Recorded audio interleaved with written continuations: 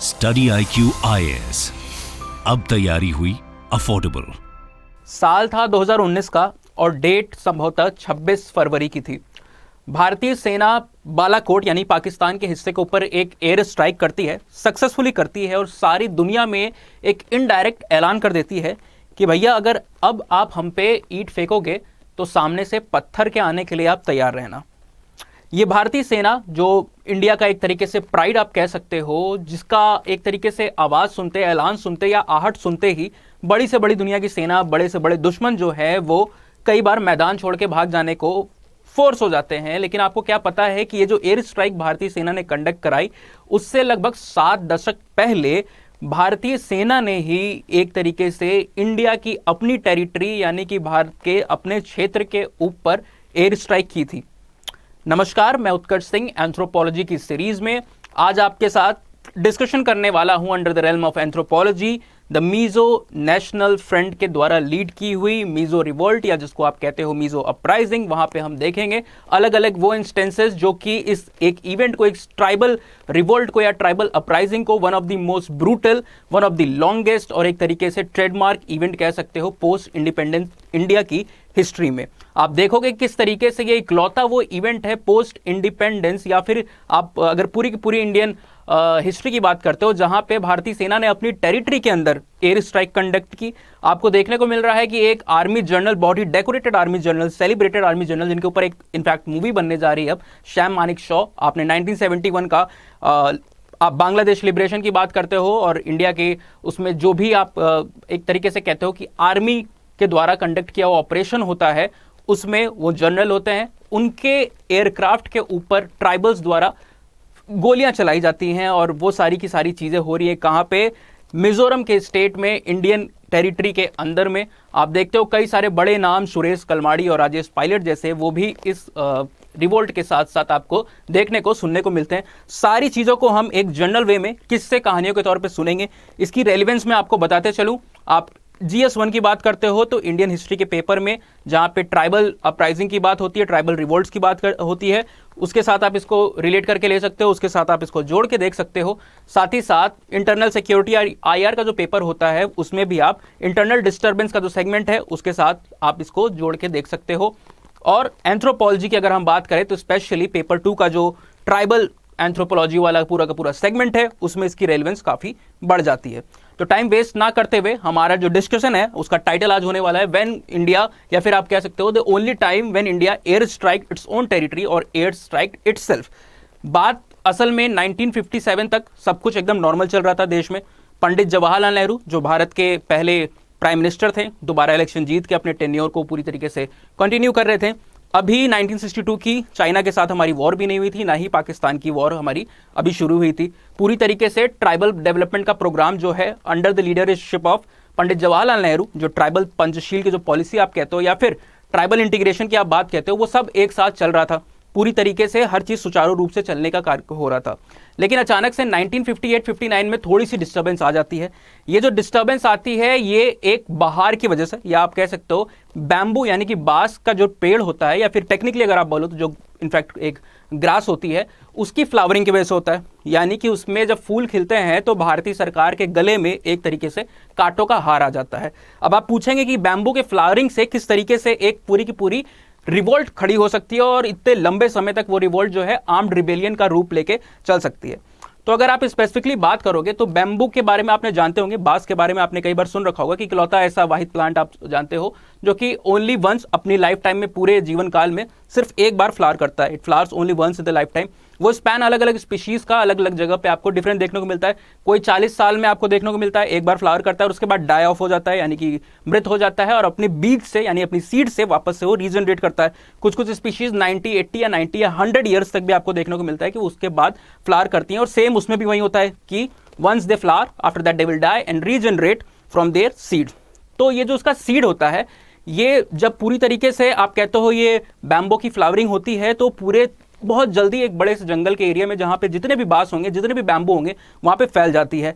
Flower करने के बाद सारे के सारे सीड जमीन पे गिरते हैं और पूरा का पूरा एरिया एक तरीके से उससे कवर हो जाता है। अब यहां पे आता है चूहों का खेल, यानी कि रैट्स गेम। सारे के सारे चूहे एक तरीके से इस बीज के ऊपर, इस सीड के ऊपर, जो कि आप कह रहे हो कि बैम्बू की एक प्लांट की स्पीशीज है, जो स्पेसिफिकली अभी हम डायग्राम दिखा के आपको बात करेंगे, उससे वहां पे आती है और वहां पे उसको कंज्यूम करने लगती है। स्टोरी को आगे नरेट करें उससे पहले आप यहां पे देख सकते हो, ये दोनों जो भी हमारे यहाँ पे आप कह सकते हो मटेरियल अवेलेबल होगा, सारी डिस्कशन, सारी चीज जो है, आप एक तरीके से इन दोनों स्पेस को सेपियंस वर्ल्ड के थ्रू हमसे कनेक्ट हो सकते हो और सारी जानकारी वहां से प्राप्त कर सकते हो। यहाँ पे अब आपको ले आते हैं हम स्पेशली उस प्लांट, उस स्पीशीज के सामने। ये है बैम्बो का वो प्लांट आप कह सकते हो, और यहां पे उसका बोटेनिकल नेम भी दिया हुआ है, एक तरीके से साइंटिफिक नेमिंग की जाती है, तो उसका नाम आप देख रहे हो मेलोकाना बेसिफेरा, ये आपको देखने को मिलता है। इसी की हम बात कर रहे हैं कि जैसे ही ये फ्लावर होता है, यहां पे आपको फ्लावरिंग इसके अंदर की दिख रही है, चूहे इसके ऊपर पूरा का पूरा यहां पे अटैक कर रहे हैं। आपको यहाँ पे साइड में दिखेगा, ये उसकी फ्लावरिंग, इसके जो एक तरीके से आप फ्लावर कह लो या फ्रूट्स कह लो, यहाँ जैसे ही निकलते हैं पूरे के पूरे चूहे जो है इसके ऊपर दौड़ पड़ते हैं इसके सीड्स को खाने की वजह से। कुछ जो रिसर्चर्स हैं या फिर स्कॉलर्स हैं, उनका मानना यह है कि इसके सीड्स में कुछ ऐसे तत्व पाए जाते हैं, कुछ ऐसे एलिमेंट्स हैं जो रैट्स की फर्टिलिटी को बहुत तेजी से इन्हेंस करते हैं। फर्टिलिटी इन्हेंस करेगी तो आपको पता है नंबर ऑफ ऑफस्प्रिंग आपको ज्यादा देखने को मिलेगी, यानी कि बहुत ज्यादा संख्या में उनके इजाफा होगा, किसके, रैट्स के। अब जैसे ही ये रैट्स की संख्या में इजाफा हो रहा है तो जाहिर सी बात है वो थोड़े ही समय में सारे के सारे जो सीड्स प्रेजेंट थे वहां पे उसको कंज्यूम करके खत्म कर देंगे। लेकिन उनको सस्टेन करने के लिए, उतने भारी नंबर में जो उनकी आपको संख्या बल देखने को मिल रहा है, उसकी पॉपुलेशन को सस्टेन करने के लिए फिर उन्हें कुछ खाना है। सीड्स तो अब खत्म हो गए भाई, तो अब क्या होगा, अब ये अटैक करते हैं किसके ऊपर, जंगलों के ऊपर नहीं, सीधे के सीधे जो किसानों की या फिर आप कह सकते हो एग्रीकल्चरल जो फील्ड्स होती है वहां पे जाएंगे, पैडी क्रॉप्स या कोई भी क्रॉप वहां पे लगी होगी उसके ऊपर अटैक करते हैं और एक भारी हैवॉक यानी डिस्ट्रक्शन लाते हैं, सारी फील्ड को डिस्ट्रक्ट करते हैं, डैमेज करते हैं और एक तरीके से बहुत प्रॉब्लमेटिक सिचुएशन हो जाती है। अगर आप अंग्रेजों के जमाने के कॉलोनियल रिकॉर्ड्स को उठा के देखते हैं तो आपको 1862 और उसके बाद 1911 में, यानी लगभग 48 साल के अंतराल के आसपास, 48 से 50 साल के अंतराल के आसपास ये फिनोमेना आपको देखने को मिल रहा है।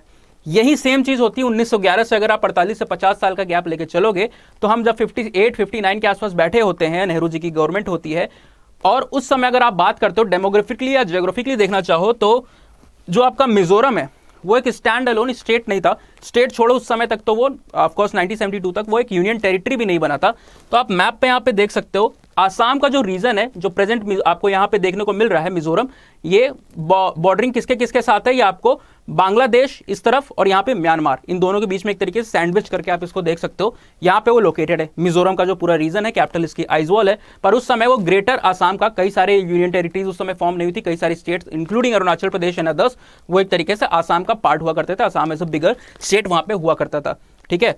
तो आसाम की जो गवर्नमेंट थी उनके पास यहाँ के जो एल्डरली पीपल थे, ग्रोन अप्स थे, वो इस सारी मिथ्स को, ये जो फिनोमेना होता है उसको जानते थे। उनको पता था कि 48-50 साल वापस होने को हैं 58-59 में, और ये पूरा का पूरा जो हैवॉक है, डिस्ट्रक्शन है, रैट्स के द्वारा उनकी पूरे के पूरे खेतों को डिस्ट्रॉय करने का जो एक तरीके से आप केस कह रहे हो, वो वापस से रिपीट होगा। तो उन्होंने एक तरीके से मैसेज पहुंचाए अपने अलग अलग लेवल से होते हुए गवर्नमेंट तक, ठीक है। वहां की जो जिला परिषद थी उसने भी मैसेज कन्वे किया कि आपको एक तरीके से प्रिकॉशनरी मेजर्स कुछ लेने के लिए आपको तैयार रहना होगा, कुछ राशि हम तक पहुंचाओ, कुछ सहायता हमको, कुछ इंप्लीमेंट्स दो जिसकी जरूरत हमें पड़ेगी इस चीज को टैकल करने के लिए, और अपनी तरफ से भी आप कोई ऐसी योजना बनाओ जिससे हम इस चीज को रोक सकें, इस चीज को देख सकें, ठीक है, उसको केटर कर सकें। पर गवर्नमेंट जो थी, अक्सर जैसे कि हम बूढ़े बुजुर्गों या फिर ट्राइबल्स की बातों को समझते हैं कि अरे वो तो काफी सुपरस्टिशियस हैं, अंधविश्वासी हैं, ये समझ करके गवर्नमेंट भी उनकी बात को इग्नोर कर देती है, उनकी बातों को इग्नोर करती है। लेकिन उनकी बातें अल्टीमेटली सच साबित होती हैं और 1958-59 में वापस से वो फिनोमेना जो है बैम्बू फ्लावर करता है और पूरे के पूरे तरफ आपको ये डिस्ट्रक्शन देखने को मिलता है। इसके लिए एक टेक्निकल नाम भी यूज होता है जो आपको देखने को मिलेगा, यहाँ पे यूज करते हैं हम लोग। मिजोरम के कल्चर में स्पेसिफिकली इसको ये नाम दिया जाता है मौतम, है ना, क्योंकि एक आप मौत से रिलेट करके आप इसको देख सकते हो। जो टर्म है वहां पे भारी टोल एक तरीके से देता है। टोल का मतलब क्या, उनको भारी नुकसान पहुंचाता है, ना सिर्फ उनकी क्रॉप को बल्कि कई सारी फैमिली जिनका एक तरीके से ये पूरा का पूरा स्टोरेज पैटर्न, पूरा का पूरा खाद्य सामग्री जिसको वो एक तरीके से डिस्ट्रॉय कर रहा है, उनके लाइवलीहुड पे भी डायरेक्ट असर पड़ रहा है। 1958-59 का जब ये आता है आपका मौतम, तो उससे आपको रिजल्ट देखने को मिलता है गवर्नमेंट, असम गवर्नमेंट ने अनदेखा किया सारी की सारी वार्निंग्स को जो एल्डरली पीपल या जिला परिषद ने दी। रिजल्ट ये होता है कि 100 से ज्यादा लोग मर जाते हैं। अब ये सारी चीजें हो गई, मौतम हो गया, 100 से अधिक लोग मर गए हैं। लोग जो है वहां के लोकल जो है मीजोस जो है वो पूरी तरीके से गवर्नमेंट से नाराज हैं। इसके लिए गवर्नमेंट क्या करती है, वो देख रही है अब ये सारी चीजें आ गई, अब इसको कैटर कैसे करेंगे। तो उनका रिएक्शन ये होता है, एक्शन ये होता है कि वो 40 पैसे का हर चूहे को मारने के ऊपर एक बाउंटी रख देती है। बाउंटी यानी कि एक तरीके से आप कहते हो, जैसे आप कई बार सुनते हो कि इसका सर उठा के ले आओ, सर उखाड़ के ले आओ, हम तुमको इतनी रकम देंगे। तो उसी तरीके से होता है कि हर चूहे पे आपको एक इनाम दिया जाएगा, इनाम रख देती है सरकार, उसके ऊपर राशि रख देती है। वो राशि क्या होती है, 40 पैसा हर एक चूहे के ऊपर। और वहां के आप समझिए अनएम्प्लॉयमेंट कह सकते हैं इसको, या फिर एक गेम की तरह लोग वहां की लोकल पॉपुलेशन लेती है। रिजल्ट ये होता है कि कुछ ही महीनों के, बहुत सक्सेसिव मंथ्स के अंदर आपको देखने को मिलता है अराउंड 2 मिलियन चूहे को वो लोग मार देते हैं, यानी कि लगभग 20 लाख चूहे को मारा जाता है। लेकिन तब तक जो डिस्ट्रक्शन होता है, जो लॉस होता है, वो पूरी तरीके से हो चुका होता है। लोगों के बीच में भारी नाराजगी होती है। ठीक है, तो ये तो 58-59 का सीन बताएं। अगर आप इसके बैकड्रॉप में जाते हो कुछ साल पहले, तो आपको देखने को मिलता है 1955 में एक इंसान, वहां का लोकल लीडर है, वो आपको वहां पे उठता हुआ देखने को मिल रहा है। ठीक है, उसका राइज आपको देखने को मिल रहा है। और 1955 में वो एक ग्रुप बनाता है, एक ऑर्गेनाइजेशन होती है, उसका वो सेक्रेटरी बन जाता है, जिस ऑर्गेनाइजेशन का आप नाम यहाँ पे देख रहे हो मीजो कल्चरल सोसाइटी होती है। 1955 में यानी मौतम से 4 साल पहले ये ग्रुप का फॉर्मेशन हो चुका है। जब मौतम का फिनोमेना आता है तो वो एक तरीके से मौतम की सारी बात को वो सरकार तक पहुंचा रहे थे। वो लोग जो वार्निंग्स दे रहे थे कि आप सरकार से कह रहे हैं कुछ कर दो भैया, एक तरीके से प्रिकॉशनरी मेजर ले लो। उस समय 1955 से 58 में जब वो आते हैं तो उस ग्रुप का नाम चेंज करके क्या रख देते हैं, मौतम फ्रंट, MF रख देते हैं। ठीक है, मौतम फ्रंट नाम रख देते हैं। लेकिन मौतम सरकार कोई एक्शन नहीं लेती है। मौतम अल्टीमेटली आता है, लॉस होता है। अब लॉस हुआ तो वहां पे रिलीफ मेजर्स के लिए भी आप देखते हो कई बार जो नेता होते हैं, ग्रुप होते हैं, वो अपना मैसेज अपनी पकड़ इलाके में कैसे बढ़ाते हैं, रिलीफ प्रोग्राम करके। तो ये भी उसी तरीके का फायदा उठाते हैं मौतम की परिस्थितियों का, और हर जगह एक तरीके से लोगों की हेल्प करते हैं। जिनका लॉस हुआ है उनको एक तरीके से किसी ना किसी तरीके से एड पहुंचाने की, मदद पहुंचाने की, सहायता करने की कोशिश करते हैं। और उस समय 1960 के आसपास का आप समय देख रहे हो। इस ग्रुप का नाम बदल के आप देख रहे हो इन्होंने क्या कर दिया, मीजो नेशनल फेमाइन फ्रंट, क्योंकि एज अ फेमाइन ये देख रहे होता है जो मौतम का पूरा होता है। तो आप नेक्स्ट स्लाइड में भी देखोगे, यहाँ पे आपको देखने को मिलेगा कि पहले मौतम फ्रंट किया था, फिर आप देखते हो सितंबर 1960 में उसको बदल के मीजो नेशनल फेमाइन फ्रंट कर देते हैं। यहाँ पे एक और चीज आपको अच्छी क्या आप एक तरीके से कहते हो, एक इवेंट होता है जिसकी वजह से ये पूरा का पूरा केस होता है। और वो इवेंट क्या होता है कि सेम टाइम पे जो गवर्नमेंट होती है कई सारी ऐसी स्कीम लाती है, आसाम गवर्नमेंट, जो वहां के लोकल्स को यानी मीजोस को परेशान करती है। उसमें से सरकार का एक निर्णय 1960 का ये होता है कि वो आसामीज को, आसाम गवर्नमेंट का निर्णय होता है कि आसामीज को वहां की ऑफिशियल लैंग्वेज बना देती है। अब क्योंकि मिजोरम और बाकी सारे कई सारे ऐसे राज्य हैं जो कि आसाम का पार्ट है, उनके अंदर जितने भी लोग हैं, वो मीजोस की बात कर लो और भी आप कई सारे स्टेट्स की बात कर लो, वो उसके अंदर में आते हैं। तो जब आप एक पर्टिकुलर लैंग्वेज को डिक्लेयर कर दोगे कि ये ऑफिशियल लैंग्वेज है, तो बाकी जो लैंग्वेज स्पीकर्स हैं, खासकर मीजोस, उनको एम्प्लॉयमेंट में और कई सारी रिक्रूटमेंट में प्रॉब्लम देखने को मिलेगी। और सीधा फायदा किसको पहुंचेगा, सीधा फायदा पहुंचने वाला है जो आसामीज स्पीकिंग, जो आपको लैंग्वेज वाले लोग दिखेंगे, जो आसामीज के नेटिव स्पीकर रहेंगे, उनको सारे की सारा यहाँ पे फायदा पहुंचने वाला है। इससे भी वहां के लोग बहुत ज्यादा परेशान हो जाते हैं। इस चीज का भी फायदा उठाने की कोशिश करता है कौन, MNFF, और वो अपना नाम फाइनली बदल के एक मुहिम निकालता है और नाम बदल के क्या रख देता है, मीजो नेशनल फ्रंट। मीजो नेशनल फ्रंट, बीच में से फेमाइन को हटा देता है, क्योंकि फेमाइन तो गई, अब वो दूसरे बड़े मुद्दों पे मीजोस की तरफ से बात करेगा और एक तरह से सेसेशनिस्ट मूवमेंट को वहां चलाने लगता है। यानी कि अलगाववाद का जो बीज होता है वहां पे 1961 के आसपास लाल डेंगा जो है वहां पे बोने लगते हैं। 1964 में आप देखते हो उनको अल्टीमेटली एक और इसका रीजन मिल जाता है। और रीजन क्या होता है, वहां पे जो आसाम की आपको रेजिमेंट देखने को मिलती है ना, जो ट्रूप्स है वहां की रेजिमेंट देखने को मिलती है, वो 2nd बटालियन को पूरी तरीके से बर्खास्त कर देती है। 2nd बटालियन जो होती है आसाम रेजिमेंट के अंदर में, उसमें मोस्टली जो लोग हैं वो मीजोस थे। अब उनको बर्खास्त कर दिया तो जाहिर सी बात है वो अनएम्प्लॉयड रह गए, उनके पास कोई जॉब नहीं है, उनको काफी ज्यादा एक तरीके से गुस्सा आएगा, ये लाजमी है। और वो अपनी ट्रेनिंग और इसका फायदा उठाने के लिए क्या करते हैं, वो उसी समय जो ये मूवमेंट चल रहा है MNF का, मीजो नेशनल फ्रंट का, उसके साथ वो जुड़ जाते हैं MNF के साथ। वहां पे वो अपनी ट्रेनिंग को भी यूटिलाइज कर सकते हैं जो आर्मी की है, क्योंकि वो लोग एक आर्म्ड रिबेलियन को, ठीक है, एक तरीके से सशस्त्र आप बात करते हो हथियारों के साथ मूवमेंट को तैयार कर रहे थे। तो वहां पे दोनों लोग आपस में जुड़ जाते हैं और इंडिया के खिलाफ एक तरीके से वो ये इमेज दिखाते हैं कि इंडिया ने जबरदस्ती मिजोरम का जो पार्ट है उसको इंडिया की टेरिटरी में, इंडिया के यूनियन में इंटीग्रेट करके रखा है और हमें इससे आज़ादी चाहिए क्योंकि हमारा क्या हो रहा है, यहाँ पे एक्सप्लॉयटेशन हो रहा है। तो ये पूरा उसका बैकग्राउंड था। मौतम के साथ आपने रिलेट करके देखा, गवर्नमेंट की 1961 से 64 तक की कई सारी स्कीम्स थी, उसके साथ आपने जोड़ के देखा। ठीक है, यहाँ पे आप देख रहे हो इंडियन आर्मी सेम इसी टाइम पे 62 में आप देखते हो कि क्या होता है आपका इंडो चाइना वॉर होती है, साइनो इंडियन वॉर होती है। ठीक है, उसमें इंडियन आर्मी पूरी तरीके से व्यस्त है। इंडियन आर्मी रहेगी या फिर आप बात करो भारतीय सेना इन जनरल बात करो, वो पूरी तरीके से व्यस्त है अलग अलग फ्रंट्स के ऊपर। उसको एक्सटर्नल जो फैक्टर्स हैं, एक्सटर्नल जो सिक्योरिटी है उसको देखना है, अंदर के मामलों के ऊपर उतना ध्यान उसका नहीं जा रहा है। साथ ही साथ क्या होता है, जस्ट एक पावरफुल लीडर जो इतने समय से थे, पंडित जवाहरलाल नेहरू 1964 में उनकी डेथ हो जाती है, आई थिंक मई 27 के आसपास उनकी डेथ हो जाएगी। लाल बहादुर शास्त्री आते हैं, जरा सा अपना टेन्योर संभालते हैं, थोड़ा ही समय होता है, तब तक आपको क्या देखने को मिलता है, वहां पे कई सारे उस समय ड्रॉट्स भी आ रहे हैं, सूखा पड़ रहा है, अंदर भी कंडीशन कई सारी है, वहां पे इनका रिवोल्ट भी चल रहा है। और उसी समय पाकिस्तान भी उसी मौके का, कि नेहरू प्राइम मिनिस्टर नहीं रहे, मौके का फायदा उठाती है। यूएस के साथ भी हमारी प्रॉब्लम चल रही है, पाकिस्तान यही देख के एक तरीके से आप कहते हो 1965 का वहां पे वॉर भी आपका शुरू हो जाता है। अब इंडिया डबल फ्रंट पे, एक तो अभी 1962 के वॉर से आई है, दूसरा उसका 65 के तुरंत एंगेजमेंट हो जाता है वॉर में, वहां पे लग जाती है।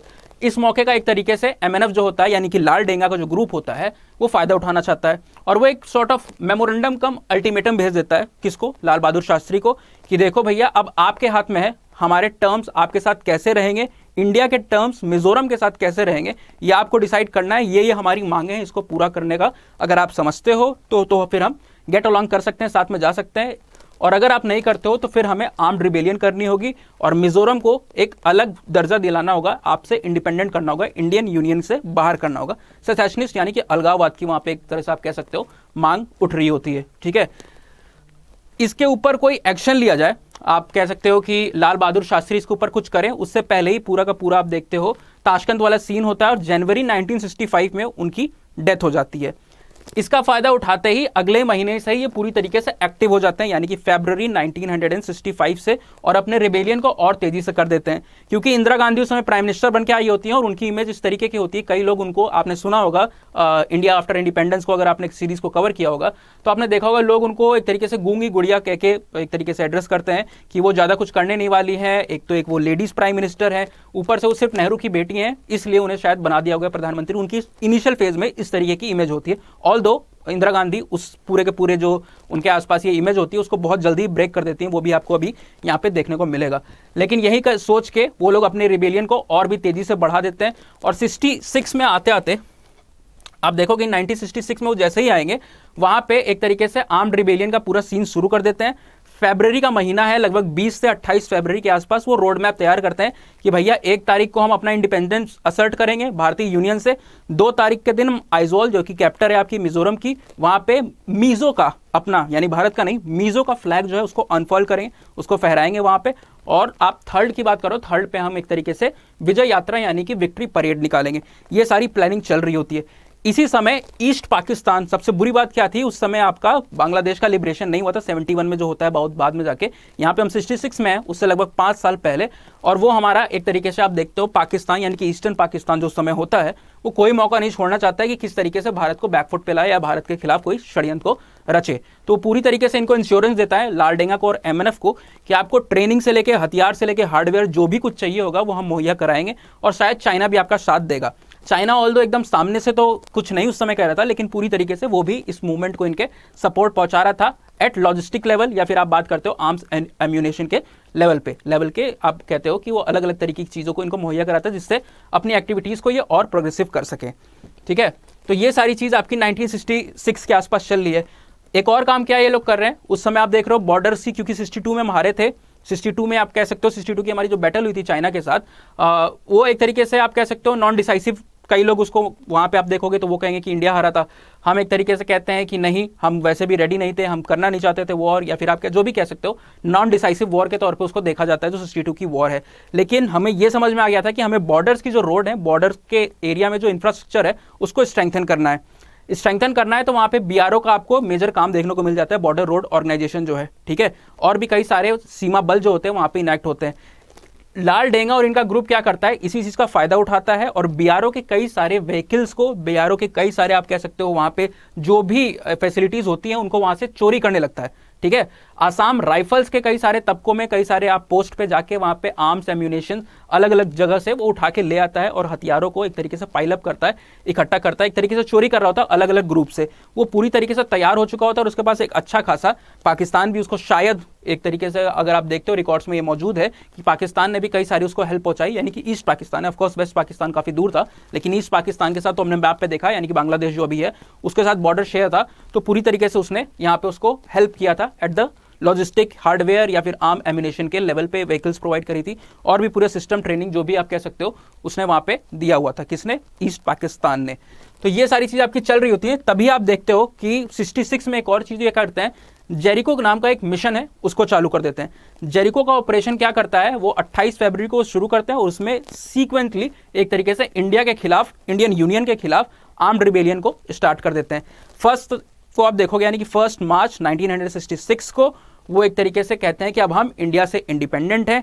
सेकंड को उनका प्लान और तरीके से इंटेंसिफाई होता है, वो अलग अलग पोस्ट पे जाते हैं, आसाम राइफल्स के ऊपर अटैक करते हैं, वहाँ की और जो पुलिस पोस्ट हैं, आप देखते हो कि पूरी पूरी आप कम्युनिकेशन जो लाइंस है, टेलीफोनिक एक्सचेंज जाके लाइंस को डिस्टर्ब कर देते हैं कि ताकि कोई कनेक्टिविटी ना हो पाए, कोई हेल्प के लिए ना बुला पाए। एक तरीके से लोकल लेवल पे फायरिंग करते हैं, कई सारे जो आप देखते हो आउटपोस्ट होते हैं चारों तरफ, उस पर अटैक करते हैं और ये सिलसिला 1 से 3 तारीख तक चल रहा होता है। इंडिया अब इंदिरा गांधी के अंदर है और इन सारी चीज़ों से पूरी तरीके से वो परेशान है, उन्होंने नाक में दम करके रखा है। कोई जब आपको देखने को मिलता है कि वहाँ पे जब इंडिया को लगता है अब कुछ होने नहीं वाला है यहाँ पे, तो 2 फरवरी को आसाम गवर्नमेंट जो होती है, 2 मार्च को आसाम गवर्नमेंट जो होती है वहाँ पे डिस्टर्ब्ड एरिया एक्ट, जो 1955 का एक एक्ट होता है, उसको वहाँ पे लागू कर देती है। ठीक है, ताकि सरकार या फिर पुलिस जो है वहाँ की लोकल, वो एक तरीके से एक्शन ले सके। इसी के साथ एक और एक्ट जिसका आपने नाम सुना होगा, अब्स्पा एक्ट, ठीक है, ये भी वहां पे लागू कर दिया जाता है। इसमें आर्म फोर्स को एक स्पेशल रियायतें दी जाती है, छूट दी जाती है कि आप स्ट्रिक्ट जो एक्शन है उसको ले सको। फुल फॉर्म इसका आपको पता होगा, arm force special powers act, ये भी वहां पे इनेबल कर दिया जाता है 2 फरवरी को आसाम गवर्नमेंट और इंडियन गवर्नमेंट के एक तरीके से आप कह सकते हो कंसेंसस के बाद, पूरी तरीके से सिचुएशन को कंट्रोल करने के। लेकिन सिचुएशन कंट्रोल में नहीं आ रही है और फाइनली आप देखते हो कि 4 से 5 का जो टेन्योर है, 4 मार्च से 5 मार्च का जो टेन्योर है, उसमें इंदिरा गांधी पूरी तरीके से आदेश दे देती है सेना को कि आप स्टेप इन करो और वहां पे आप कह सकते हो मिजोरम के आसमान में भारतीय सेना के जो एयरक्राफ्ट होते हैं वो वहां पे फैलने लगते हैं, उसके ऊपर आने लगते हैं। कई बार मिशन जो है भारतीय सेना का वो फेल होता है क्योंकि बहुत ही एक्यूरेसी के साथ वो जो ट्राइबल्स होते हैं, ट्रेंड जो ग्रुप होता है, क्योंकि वो MNA बना चुका था, MNF के अंदर जो भी सैनिक छोड़ के आए थे, आपने देखा कि बटालियन जब अपना रेजिमेंट को सस्पेंड किया था, जो रेजिमेंट था आसाम रेजिमेंट, उसने जब अपनी 2nd बटालियन को सस्पेंड किया था, डिसमिस किया था, तो कई सारे लोग यहाँ पे आके MNF साथ जुड़ गए थे। वो ट्रेंड थे, उन्होंने आर्मी ट्रेनिंग ली हुई थी। तो एक तरीके से आप देखते हो कि ये जो एयरक्राफ्ट था जिसके थ्रू वहाँ पे इंडिया वहाँ पे एक्ट करना चाह रहा है, उस पर लोग फायरिंग कर रहे हैं और वो लैंड नहीं कर पा रहा है, किसी तरीके से अपनी पकड़ जो है उसको मजबूत नहीं कर पा रहा है। कौन? भारतीय सेना। ठीक है, लेकिन पूरी तरीके से आप कहते हो कि 5 तारीख के आसपास, 5 मार्च के आसपास फुल ऑन एक्शन के लिए बोल देती है आसाम गवर्नमेंट। होम मिनिस्टर उस समय शायद गुलजारी लाल नंदा होते हैं वो, और Indira Gandhi as a prime minister, और ये सारी चीजें चल रही होती हैं पूरी पकड़ के साथ। और फाइनली बॉम्बिंग्स को शुरू किया जाता है, बॉम्बिंग्स और मशीन गन से फायरिंग शुरू की जाती है। उसमें कई सारे ट्राइबल्स और कई सारे आप कह सकते हो जो इंडिजिनस लोग थे, कोई सारे नॉन ट्राइबल्स भी थे, उनकी भी आपको वहां पे देखने को मिलता है कि जाने जाती हैं। जब पार्लियामेंट में सवाल पूछा जाता है तो इंदिरा गांधी कहती हैं कि ये बॉम्बिंग्स नहीं थी, एक्चुअली वहां पे रियायत के लिए सामान भेजा जा रहा था, राशन भेजा जा रहा था। मीजो ग्रुप के एक लीडर थे या फिर उनके एक समर्थक थे, वो कहते हैं कि अगर ये खाद्य सामग्री है यानी कि रेशन है अगर, तो फिर हम इसको दिल्ली में भेजाते हैं और आप इसको पका के बताइए, क्योंकि वो वहां पे जाते हैं तो कई सारे अनएक्सप्लोडेड बॉम्ब्स वहां पे पड़े रहते हैं, उसके शेल्स या फिर रेमिनेंट्स होते हैं वहां पे आपको देखने को मिल जाते हैं। तो ये सारी चीजें वहां पे बैकड्रॉप पे चल रही होती है। फाइनली धीमे धीमे आप देखते हो कि गवर्नमेंट जो होती है वो अपने जो पकड़ है उसको मजबूत बनाने लगती है। श्याम मानिक शॉ जो होते हैं, आपको थोड़े साल बाद, यानी कि अभी 66 से 2 साल बाद आप देखते हो 68 में वो वहाँ के कमांडिंग ऑफिसर की तरह रहते हैं। ठीक है, लेफ्टिनेंट जनरल की पोस्ट पे रहते हैं। 71 में तो ऑल्डो वो लीड कर रहे होते हैं, यहाँ पे 68 में वो लेफ्टिनेंट जनरल की पोस्ट पे रहते हैं और एक तरीके से वहाँ पे जाते हैं, आप कह सकते हो टूर पे, एक तरीके या फिर टूर ना करो, इंस्पेक्शन पे वो जा रहे होते हैं। और उनके ऊपर भी जो बाद में जाके भारत के जनरल भी बने आर्मी के, उनके ऊपर, उनके एयरक्राफ्ट के ऊपर भी फायरिंग होती है। तो इस तरह की सिचुएशन हो रही है और बाय इंडियंस ऑन इंडियंस ये चीज़ आपको देखने को मिल रही है। इंडियन आर्मी के ऊपर इनफैक्ट ये आपको चीज़ें देखने को मिल रही हैं। कई लोग लोकल्स तो कहते हैं कि सुरेश कलमाड़ी, जिनका आपने नाम शायद सुना होगा, 2010 का कॉमनवेल्थ का जो घोटाला था उसमें, और उनके साथ राजेश पायलट, जो कि सचिन पायलट अभी डिप्टी चीफ मिनिस्टर हैं आपके राजस्थान के, उनके फादर, दोनों लोग के बारे में एक कॉमन बात यह है कि दोनों जो सुरेश कलमाड़ी हैं वो भी आपके डिफेंस बैकग्राउंड से आते हैं, एनडीए से वो थे, और शायद वो एक इंडियन एयरफोर्स के अंदर में पायलट भी थे, उनके पास पायलट का लाइसेंस था। सेम चीज same goes with the Rajesh Pilot. बाकी संजय गांधी और इन लोग के साथ, इन सबके बीच में चीज कॉमन थी, ठीक है। तो कई लोग का मानना है कि जिस एयरक्राफ्ट से बॉम्ब गिराए गए थे लोकल्स के ऊपर मिजोरम में, उसमें ये दोनों लोग भी शामिल थे, ऐसा वहां के लोकल्स इस चीज को क्लेम कर रहे होते हैं। बहरहाल आर्मी एक तरीके से अपनी पकड़ मौजूद करती है वहां पे। 71 का पूरा एक तरीके से वहां पे एक्ट होता है, आपको देखने को मिलता है। लिबरेशन जो वॉर वहां पे होती है, बांग्लादेश बन जाता है वहां पे, तो पाकिस्तान की जो पकड़ है वहां से कट गई होती है। तो इसलिए मूवमेंट जो है वो धीमे धीमे सप्रेस हो रहा होता है, क्योंकि ईस्ट पाकिस्तान अब बच चुका है बांग्लादेश, तो पूरी तरीके से वहां पे सपोर्ट, क्योंकि गवर्नमेंट चेंज हो गई, लोग चेंज हो गए, तो वो सारे का सारा सपोर्ट जो इनको मिल रहा था वो आप यहाँ को इनको नहीं मिलने को इनको देखने को नहीं मिल रहा है। 90-80 का समय आते आते धीमे धीमे पूरी तरीके से ठंडा होने लगता है जो पूरा सिनेरियो होता है। तो लालडेंगा जो कि लंदन में बैठे रहते हैं उस समय, वो एक तरीके से कहते हैं अलग अलग एजेंसियों के थ्रू, जो फॉरेन एजेंसीज होती हैं उनके थ्रू ये बात पहुंचाते हैं इंदिरा गांधी के कानों तक कि अब हमें एक तरीके से कुछ कॉमन कंसेंसस पे आना चाहिए, कोई निर्णय लेना चाहिए, कुछ पीस टॉक्स करनी चाहिए। इंदिरा गांधी कुछ शर्तों के साथ, आप कह सकते हो कुछ टर्म्स के साथ बात करने को तैयार हो जाती है, और डेट रखी जाती है और एक तरीके से 31 अक्टूबर 1984 की। बात हो, एग्रीमेंट हो, उससे पहले ही आपको पता है कि सेम डे 31 अक्टूबर को एक तरीके से उनके जो बॉडीगार्ड्स होते हैं उनको मार के उनकी जान ले लेते हैं, और ये सारी की सारी चीजें जो है पूरी तरीके से फिर से ठंडे बस्ते में चली जाती है। उनके बेटे यानी कि Rajiv Gandhi next prime minister बनते हैं, और ये एक तरीके से वापस से पूरे के पूरे समझौते को, पीस अकॉर्ड को वापस से स्टार्ट करके स्ट्रक्चर करने की कोशिश करते हैं। और इस बार वो जिम्मा देते हैं पूरा का पूरा किसके ऊपर? आरडी प्रधान, जो कि उस समय गृह सचिव यानी कि होम सेक्रेटरी होते हैं, ठीक है। आरडी प्रधान को ये जिम्मा दिया जाता है अराउंड 1985 के आसपास। कई फेल्ड अटेम्प्ट होते हैं, वो बार बार बुलाने की कोशिश करते हैं, लालडेंगा से बात करने की कोशिश करते हैं, लेकिन लालडेंगा मान नहीं रहते। फाइनली एक टर्म एक ऐसा आता है अराउंड 86 के आसपास, जब फाइनली उनको वो चाय पे बुलाते हैं। कौन? आरडी प्रधान। किसको? लालडेंगा को चाय पे बुलाते हैं, और उस दिन उनका बर्थडे भी होता है। आई थिंक ये जो समय है 1986 का है। तो लालडेंगा को कहते हैं देखो भैया 3 दिन के बाद अब यहाँ पे रिटायरमेंट होना है। अराउंड 38 जून की ये बात है, 38 जून को शायद वो रिटायर होते हैं आरडी प्रधान, जो गृह सचिव होते हैं, जिनके हाथों में पूरा मामला होता है, ठीक है, मीजो मूवमेंट का, मीजो अपराइजिंग का। तो एक तरीके से 1986 को बुलाते हैं, कप पे चाय पे बैठते हैं ये लोग, और कहते हैं 3 दिन में तो मैं यहाँ से रिटायर हो जाऊंगा। एक तरीके से वो सिंपति भी दिखाते हैं आरडी प्रधान कि मीजो लोग, मीजो के कल्चर, मीजो का जो लैंड है उससे मुझे बहुत, मैं उससे प्यार करता हूँ और बहुत हमदर्दी है मुझे। बातों को सुन के कुछ हद तक लालडेंगा भी कहा जाता है कि इमोशनल होते हैं, और फाइनली ये बताते हैं आरडी प्रधान कि मैं जब चला जाऊंगा, अगला बंदा जो भी आएगा, होम सेक्रेटरी जो भी आएगा, या फिर जो भी इस चीज़ का इंचार्ज होगा, हो सकता है वो मेरी तरह अंडरस्टैंडिंग ना हो, उसको आपके मिजोरम, आपके स्टेट से इतना लगाव ना हो। तो उस समय तो बात को नहीं मानते हैं, लेकिन जिस दिन उनका रिटायरमेंट होता है, जिस दिन उनका फेयरवेल होने वाला होता है, उस दिन ही वहाँ पे पहुँच जाते हैं 30 जून के आसपास, और सीधे कहते हैं कि अब हम इस पर बात करना चाहते हैं। आरडी प्रधान कहते हैं भैया अब तो टाइम गया, अब तो हम नहीं कर सकते हैं, आज तो मेरा लास्ट डेट है, मेरा फेयरवेल है, अब मेरे हाथ में ये बात नहीं रही। बहुत ज़्यादा वो प्लीड करते हैं लालडेंगा। तो फाइनली कहते हैं ठीक है 4:30 बजे मेरा फेयरवेल होने वाला है, फेयरवेल पार्टी रखी है लोगों ने, मेरे कोलीग्स ने, उसके बाद हम इस बात को यहाँ पे कंटिन्यू कर सकते हैं। लेकिन तब तक आपको क्या देखने को मिलता है? तुरंत आरडी प्रधान उनको लेके जाते हैं कहाँ पे? 7 RCR पे, रेसकोर्स रोड, ठीक है, प्रधानमंत्री का जो आवास होता है। तुरंत वहां पहुंचते हैं और राजीव गांधी को बताते हैं कि अब ये बात करने को तैयार है।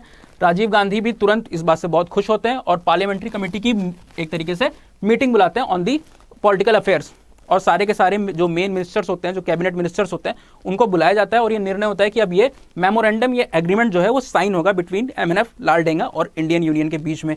आरडी प्रधान क्योंकि इस चीज़ को ओवरसी कर रहे होते हैं, तो साइन उनके होने होते हैं। बोला जाता है भैया आरडी प्रधान जी से आप साइन करो। वो कहता है अब मैं नहीं कर सकता हूं, क्योंकि अब मेरा टेन्योर खत्म हो चुका है, अब मैं रहा नहीं हूं गृह सचिव यानी कि होम सेक्रेटरी, तो ये एग्रीमेंट वैलिड नहीं होगा, मैं नहीं कर सकता हूं, मना कर देते हैं। राजीव गांधी क्या करते हैं? स्पेशल इमरजेंसी पावर्स का इस्तेमाल करते हुए उनके टेन्योर को 12 बजे रात तक यानी मिडनाइट तक एक्सटेंड कर देते हैं कि अब भाई आप 12 बजे रात तक आप गृह सचिव हो, होम सेक्रेटरी हो। इसके बाद 8:30 बजे के आसपास वो एग्रीमेंट जो है दोनों के बीच में, MNF और इंडियन यूनियन के बीच में साइन होता है, और फाइनली मीजो अकॉर्ड इसको नाम दिया जाता है, द फेमस मीजो अकॉर्ड, जिसके तहत ये पूरा का पूरा सेटलमेंट आपको देखने को मिलता है।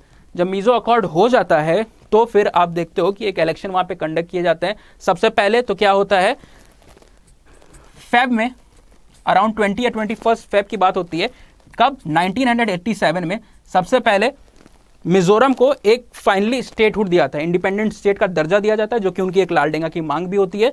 87 में उनको दिया था और वो भारत का 23वां राज्य 23rd स्टेट बनके मिजोरम सामने आता है। साथ में अरुणाचल प्रदेश को भी स्टेटहुड का वहां पे दर्जा दिया जाता है और फाइनली वहां पे इलेक्शन होते हैं, उनकी गवर्नमेंट जो होती है वहां पे फॉर्म की जाती है और इस तरीके से एक बड़ा ब्रूटल रिवोल्ट, जो कि आप कब देख रहे हो, अराउंड 1859 के आसपास स्टार्ट हो रहा है और कंक्लूड होते होते अराउंड ये 87-88 पे आ रहा है। ठीक है, तो आप देख रहे हो लगभग 3 डेकेड्स, 3 दशकों तक, 30 सालों के आसपास चला ये लंबा मूवमेंट, लंबा रिवोल्ट, जो कि भारत सरकार और भारतीय सेना की नाक में दम कर चुका था, वो फाइनली इस टाइम पे खत्म होता है। तो ये पूरा एक तरीके से इंटरेस्टिंग स्टोरी थी। इसमें से आप कई सारे नोट्स ले सकते हो जो आपको कई जगह पे काम आएगी। हमने इसको एक जनरल सेंस में, जनरल कोनोटेशन के अंदर में आपके सामने यहाँ पे प्रेजेंट किया, जितना कवर कर सकते थे अलग अलग एक्सपेक्ट्स को 360 डिग्री में एक जनरल व्यू के साथ। ये आपके सामने क्या रही, मीजो नेशनल फ्रंट की मूवमेंट और अपराइजिंग। यहाँ पे आप देख रहे हो मीजो जो अकॉर्ड हुआ उसकी फोटोग्राफ यहाँ पे है। ये उनका एम्बलम या कह सकते हो सिंबल जो था किसका, MNF वालों का। और यहाँ पे आप देख रहे हो राजीव गांधी, जिन्होंने फाइनली, बहुत उनको क्रेडिट दिया जाता है, एक बहुत बड़ी सक्सेस के तौर पे गिना जाता है मीजो अकॉर्ड उनका। ठीक है, उनके टाइम पे कई सारे ऐसे अकॉर्ड हुए थे जो कि बहुत ही इंटरेस्टिंग फैक्ट है और उनके अचीवमेंट की तरफ गिना जाता है। फाइनली ये दोनों स्पेसेस, यहाँ बारकोड दिए हुए हैं, PDFs, मटेरियल्स और भी कई सारे जो वीडियो के लिंक्स होते हैं, कई डिस्कशन और इंपॉर्टेंट चीज़ें related to UPSC and otherwise, वो आपको इन प्लेटफॉर्म पे अवेलेबल हो जाती है। अगर बारकोड नहीं स्कैन हो रहा है तो सीधे आप जाके टाइप कर सकते हैं द सेपियंस वर्ल्ड इंस्टाग्राम पे और टेलीग्राम पे और हमारे साथ कनेक्ट हो सकते हैं। So this was all about today's lecture and the Mizo revolt. In the next lecture we will back with some other interesting concept. Till then, thank you, have a nice day. Study IQ IAS, अब तैयारी हुई affordable.